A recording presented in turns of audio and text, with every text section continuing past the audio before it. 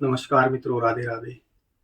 मासिक राशि फल में आज हम बात करेंगे मेष राशि की। मेष राशि वालों के लिए सितंबर 2026 का ये महीना कैसा जाने वाला है और जीवन के जिन महत्वपूर्ण विषयों को हमने शामिल किया है वो है आपका कैरियर, आर्थिक स्थिति, लव लाइफ, पारिवारिक जीवन और आपका स्वास्थ्य। और अंत में हम बात करेंगे कुछ अचूक उपायों की, इस माह को और कैसे बेहतर बनाया जा सकता है। तो चलिए हम बात करते हैं सबसे पहले कैरियर की। इस महीने आप अपनी बुद्धिमत्ता और समझदारी से कई पेंडिंग कामों को पूरा कर पाएंगे।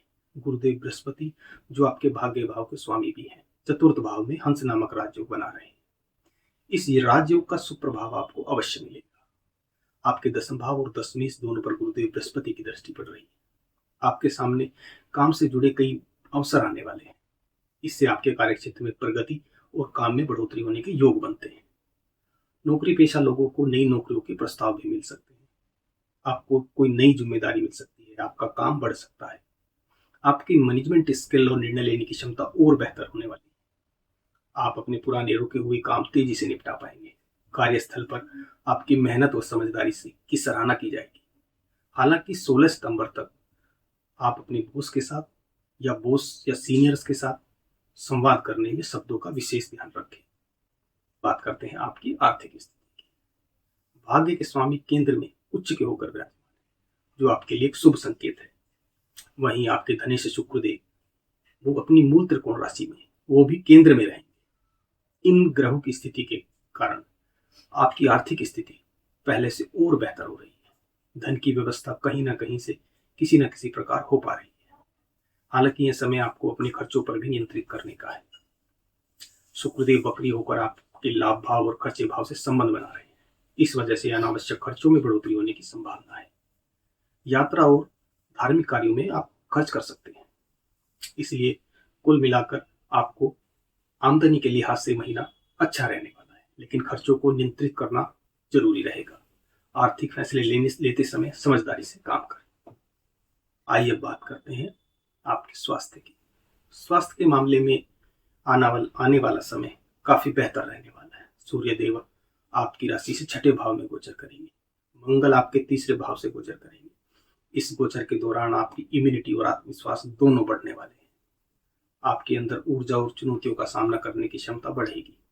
हालांकि मंगल का संबंध मेष लगन से होने के कारण आपके अंदर आक्रामकता थोड़ी सी बनी रहेगी। साथ ही शनि का संबंध आपके जन्मकालीन चंद्रमा के उसके साथ होने से आपके स्वभाव में थोड़ा आलस्य और सुस्ती दिख सकती है। इसलिए अपनी दिनचर्या पर खान पान का विशेष ध्यान रखें। नियमित व्यायाम और पर्याप्त मात्रा में नींद अवश्य लें।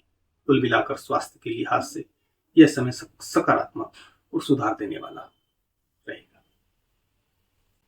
आइए बात करते हैं प्रेम और वैवाहिक जीवन की। शुक्रदेव अपनी मूल त्रिकोण राशि में विराजमान रहेंगे। साथ ही गुरुदेव बृहस्पति आपके सुख भाव में रहकर शुभ फल प्रदान करेंगे।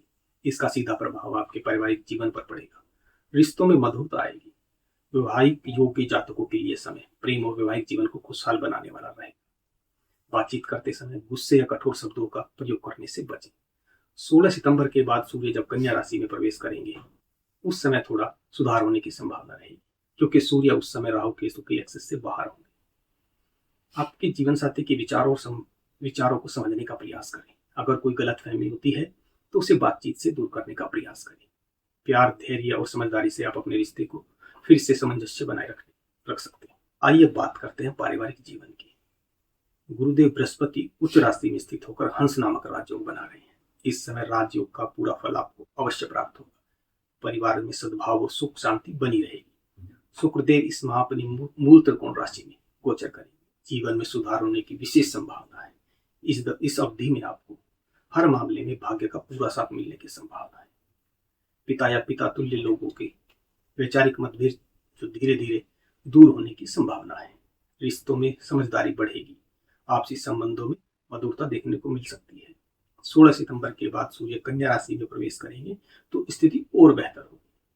अनावश्यक खरीदारी और फिजूल खर्ची में आप इसे समय नष्ट करने की कोशिश ना करें।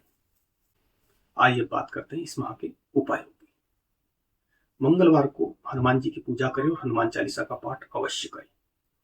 प्रतिदिन सूर्य को ओम गिरणी सूर्याय नमः 108 बार जाप करते हुए सूर्य को जल अवश्य दें। मंगलवार या शनिवार को किसी व्यक्ति को भोजन कराना आपके लिए शुभ रहेगा। राधे राधे।